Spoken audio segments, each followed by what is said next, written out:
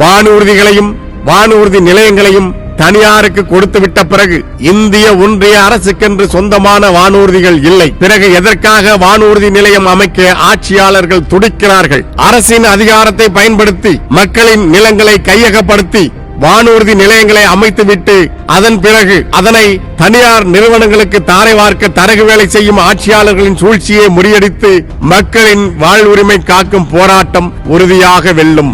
நாடு வல்லரசாக வேண்டும் என்று கனவு காண்பவர்கள் உணவுக்கு எங்கே போவார்கள்? உணவில் தன்னிறைவு அடையாத நாடு முன்னேற்றம் காண முடியுமா?